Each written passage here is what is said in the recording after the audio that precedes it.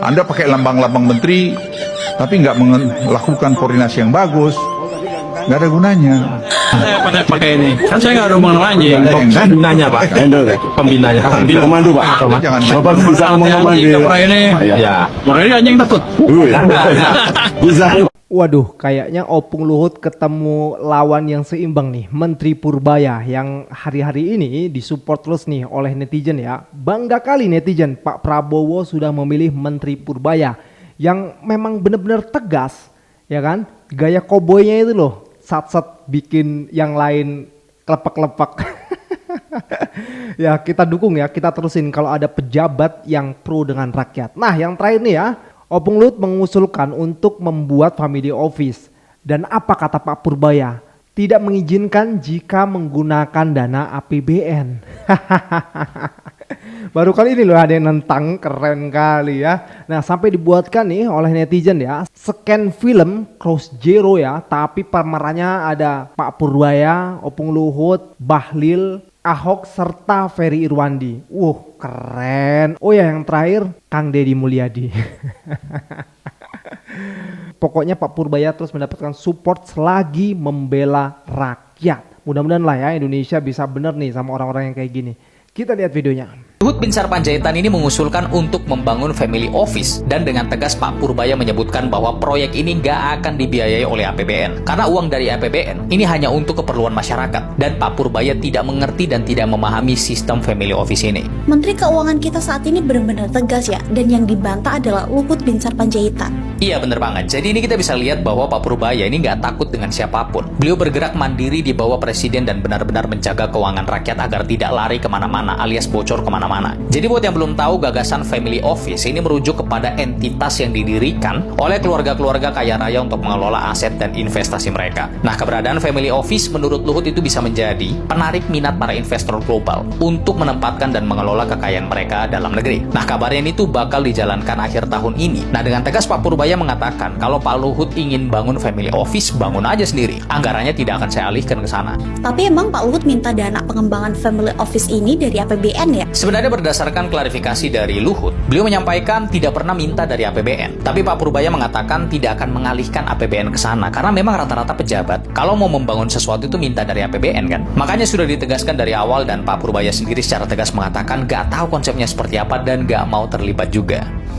Pak Presiden segera memberhentikan Menteri Keuangan Republik Indonesia yang baru Bapak lantik, yakni Saudara Purbaya. Kota Jancuk, raimu kok jumlangane taek sukun jeplak cangkemmu kono niku.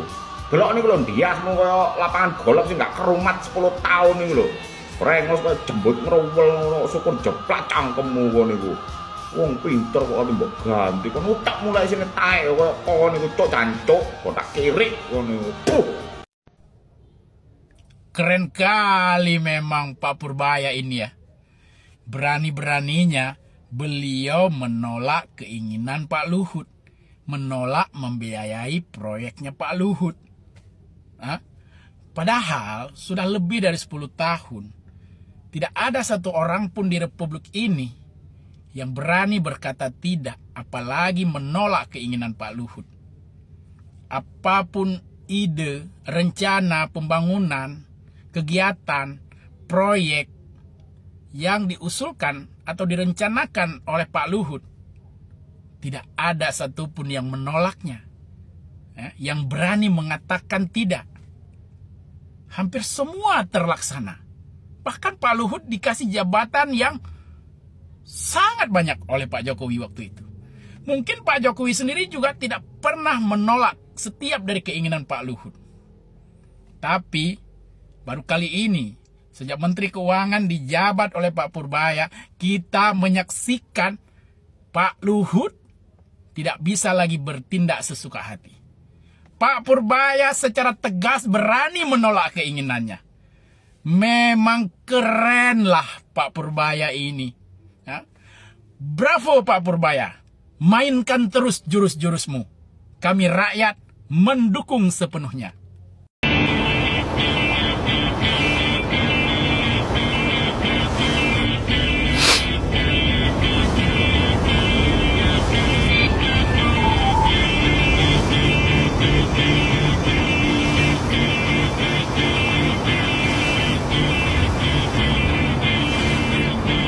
datang sesuai janji.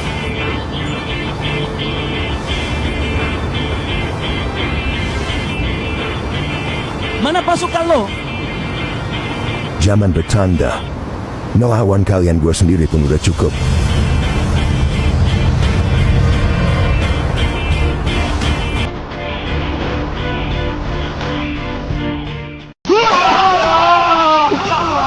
Pak Purbaya.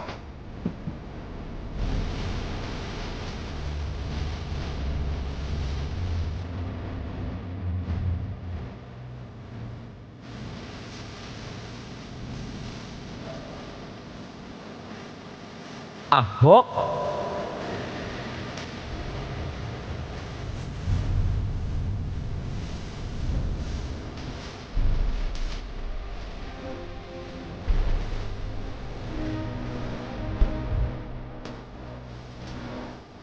Hei Purbaya, kau lagi buat ulah.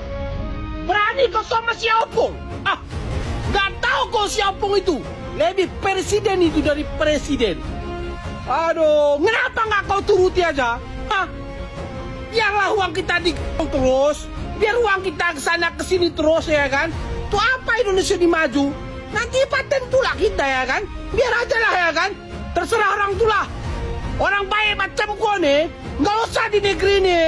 Sana aja di luar negeri. Di sini nggak laku, nanti digusur ya kau itu. Nggak tahu kau? Kau Purbaya, kalau kau mau nyaman duduk di Menteri Keuangan itu, kau ikuti irama mereka, kau ikutin aja. Kami tahu kau itu pasti palu godamnya Pak Prabowo. Oke lah, kalau berjuang jangan tanggung-tanggung, gas, libas semua. Jangan takut, kami para netizen di belakangmu Pak. Oke? Gas Pak Purbaya, gas! Ini katanya canda Purbaya ke arah kantor Anda sebesar ini, masa bikin rumah rakyat kecil?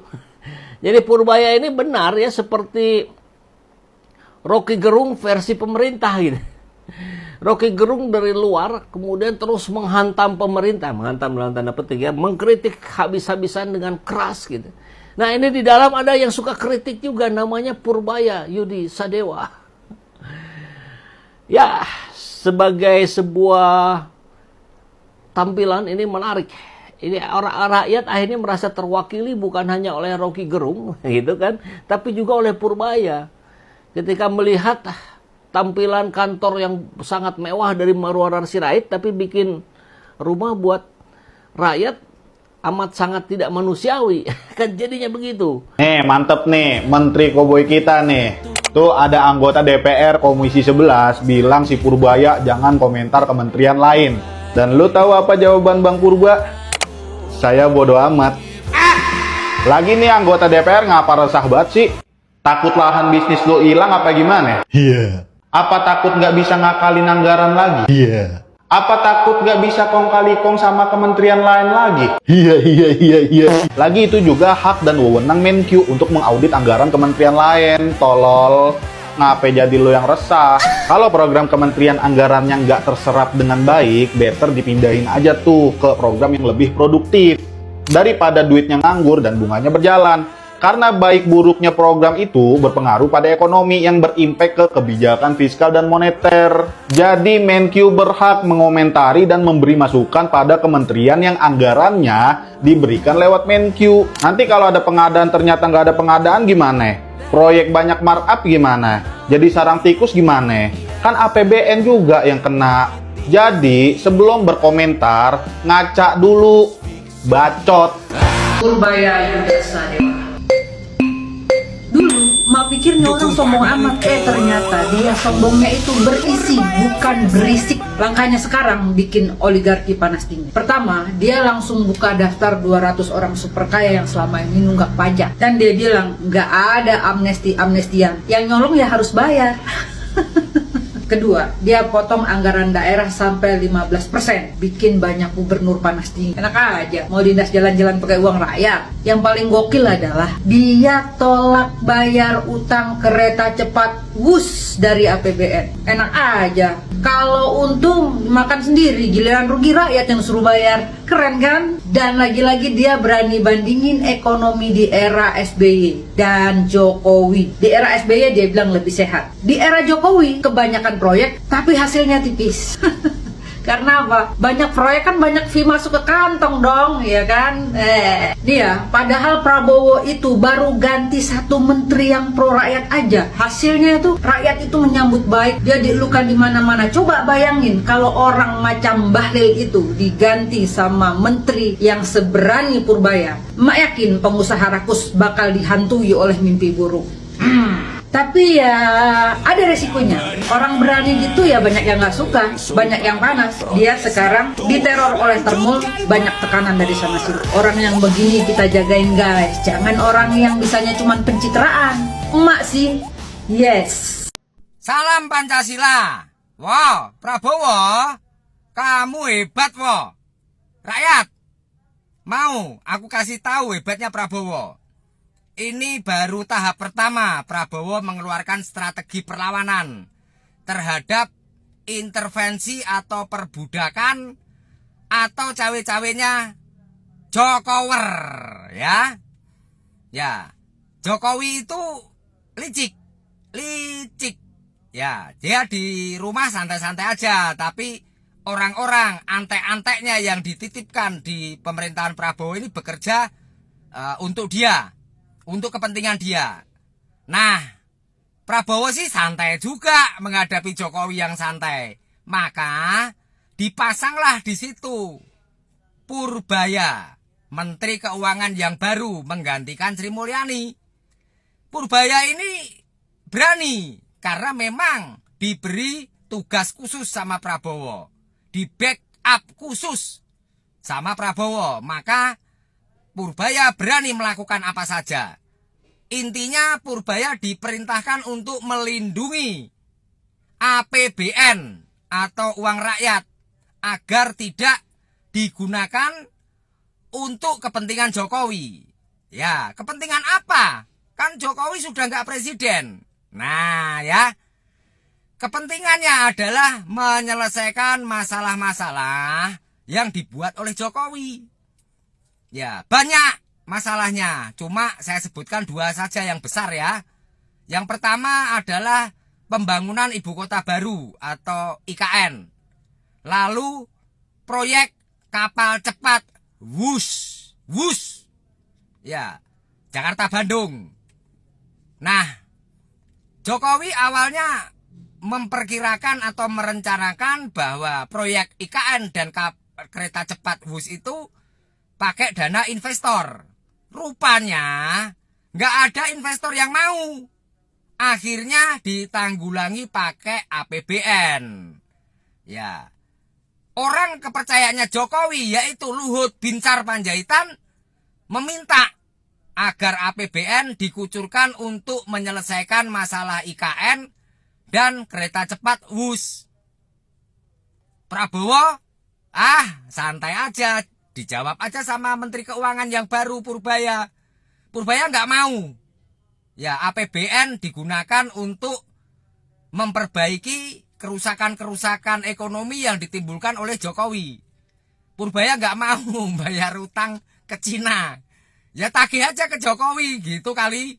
Ya Purbaya ngomongnya, kok ditagih ke Prabowo? Nah ya, ini bukti salah satu strategi Prabowo mulai mengadakan perlawanan. Ya mungkin menunggu 1 tahun ya supaya Jokowi terlena dulu lalu dilimpe. Ya memang harus gitu, kalau melawan orang Jawa ya harus dilimpe memang. Kalau nggak dilimpe repot. Gitu ya. Lalu juga Purbaya menyatakan bahwa dia akan menghajar ya dirut-dirut, direksi-direksi dan komisaris BUMN. Yang mana jelas-jelas itu adalah sumber keuangan Jokowi. Ntar dulu nanti aja lagi ya. Ini biar kalian paham dulu. Ini 2 persoalan dulu ya. Kereta cepat WUS sama IKN. Nanti sambung lagi yang lainnya. Lebih seru nih pertarungannya. Ya, pertarungan di balik layarnya ya Prabowo melawan Jokowi. Ya. Oke, peci merah IQ tinggi sang Pancasila selalu benar merdeka.